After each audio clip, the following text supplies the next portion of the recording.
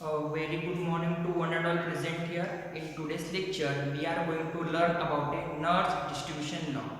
The law suggests that if we add a solute particle in such a system, the system having two liquids, having both of the liquids cannot be mixed up with each other. If we add in such a system one solute particle, the solute particle will actually get dissolved as well as dissociate in a constant ratio. So let us consider a system having two phases. The first phase is A and the next one is B. These two phases are completely unmiscible with each other. That means they could not mix up with each other. Such a type of system is a oil and water. This is a general system. Oil cannot be mixed up with the water as well as water cannot be mixed up with the oil. So, according to Nernst distribution law, if we add X solute, the X is a solute. Okay, X is a solute. If we add solute in a phase, this whole system, the solute get distributed, as the name suggests, distribution law. The solute get distributed in such a way that the concentration of a solute in a first phase as well as the concentration of solute in a phase 2 is get a constant ratio. That means concentration of X, that means a solute in a phase A or first phase divided by concentration of X in a phase B, that means second phase, it remains constant. That means according to Nernst distribution law, if we add a solute particle in a system, the immiscible system, the solute get completely dissociate as well as it is distributed in such a way that the ratio between first phase as well as the second phase remains a constant. That means the C1 concentration of first phase as well as the concentration of second phase remains constant. This is generally known to be a Nernst distribution law. Okay. Now we are going to discuss the limitations of a Nernst distribution law. Actually, the limitations coming to the point. First point is the temperature must be a constant. First factor in the limitation.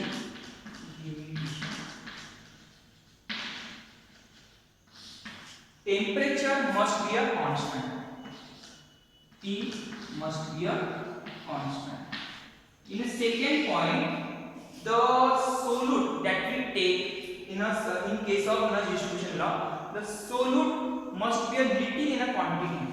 The quantity in case of limitation, the T must be a constant. And the second factor is the quantity of solute should be very small. And this third point is that the solute cannot be dissociate as well as associate in the first phase as well as in the second phase. That means solute cannot dissociate or associate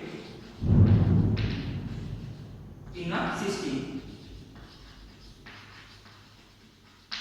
That means there are three limitations. First limitation is temperature remains constant, and the second factor is the quantity of solute must be small, and the third factor is the solute cannot be dissociate as well as associate in the system. Nernst distribution law, there are two cases. In the first case is if the solute particle get associate in one of the two phases as well as a solute particle get dissociate in one of the phase. Now we are learn about it. First case, that means a solute associate in one of the phase. That means a solute particle get associated with a first in example solute get associated in one of the phase. So as we know that according to the Nernst distribution law, the concentration of a first phase as well as the concentration of the second phase remains constant if the solute get distributed. Okay, let us consider that the concentration of associated molecules in a phase 2. Okay, this solute get associated in a phase 2. In this case, we have the concentration is equal to C2 into alpha. C2 into alpha. C2 is the concentration of second phase. That means the concentration of second phase. That means B phase. This condition, if we taken for the nth number of molecule, then what will happen here? Over here, Xn is equal to C2 alpha divided by nth number of molecule. If we take the case for nth molecules, and we know that the alpha is a degree of association. Alpha is a degree of association. If we have the association in one of the phase, then we have that the alpha is a degree of association. And if the alpha is a degree of association, then 1 minus alpha is a degree of unassociation. Okay, that is the concentration of unassociation molecule in a phase 2. This condition is showing that the concentration of association in the phase 2. Now we will see the unassociation in the phase 2, that is the X is equal to 1 minus alpha C2. Here we only take a alpha. This is showing the unassociation, that means the 1 minus alpha.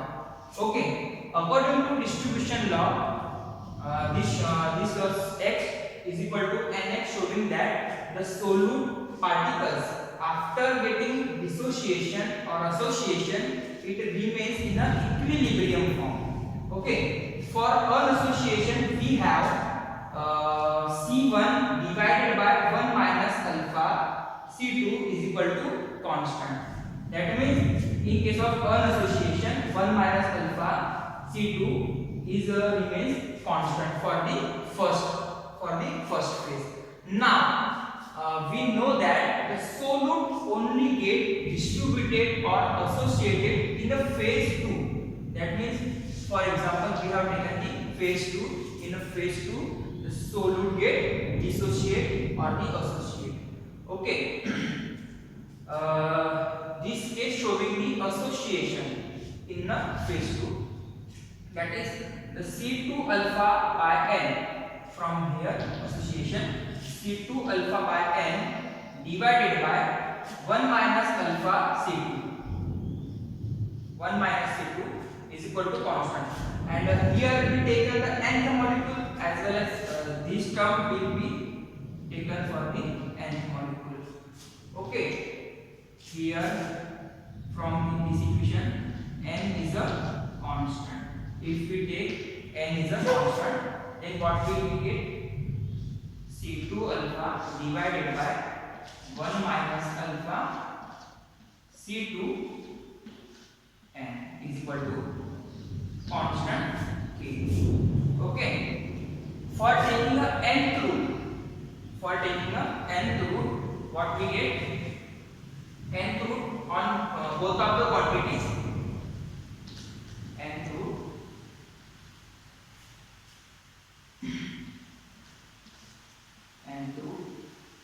C2 alpha, and here if we taking the root on this quantity nth root and this n, we get cancel out and we only get 1 minus alpha C2 is equal to constant. This is the equation number 2.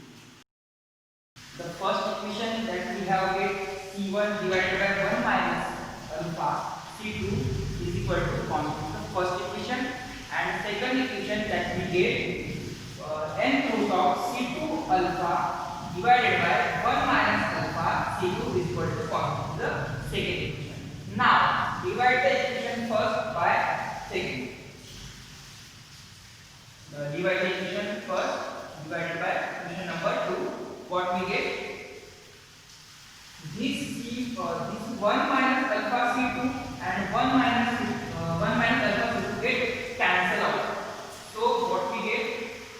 C1 from this equation and under root of C2 alpha is the N2 and this is the constant K and the constant K. Okay. If we take alpha as a unity, that means a 1. We get C1 divided by n root of C2 is equal to constant. Constant is the capital K. This is the K1, K2 is equal to constant. Okay. This is the quantity we will get C1 divided by n root of C2 is equal to constant. And this showed that according to Nernst distribution law, if we add a solute in a system and this solute get associated in one of the phase, that means either it is associated with the phase 1 or in a phase 2, the quantity of a distribution or association always remains a constant. We are going to see a second case, that means a solute dissociated in one of the phase.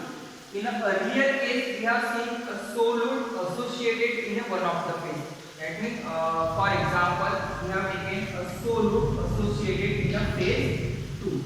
So here also we have seen a solute get dissociated in one of the phase.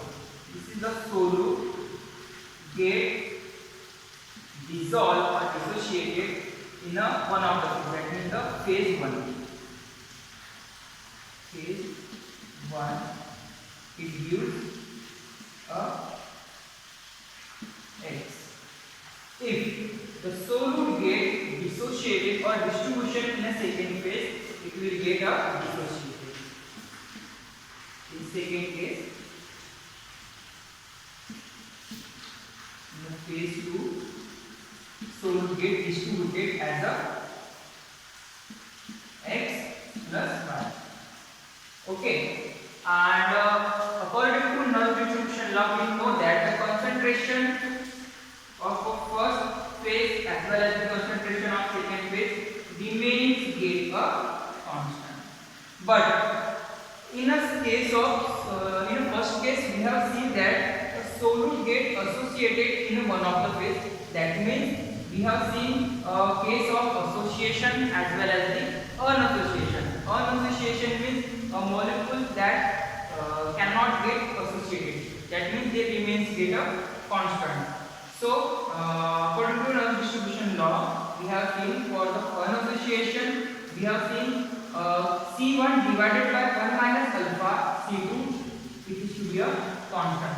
This case also applicable in case of solute dissociation in one of the phase. So the formula for solute dissociation in one of the phase is C1 divided by 1 minus alpha C2 is equal to constant. This is the formula for dissociation of the solute in one of the phase, that means in a phase of second phase. So the solute get distributed or dissociation in the format X, Y. So this is the dissociation, this term showing the dissociation, and the formula for such a quantity is C1 divided by 1 minus alpha C2 is equal to constant. This is the alpha is the degree of dissociation. So this is the complete explanation of Nernst distribution law. So finally the Nernst distribution law suggests that if we add a solute particle in such a system, that means immiscible system, the distribution of solute will always remains a constant. That means the concentration of a solute in a phase 1 as well as the concentration of solute in a phase 2, it will remain a constant. That means C1 divided by C2 remains a constant. This is the Nernst distribution law.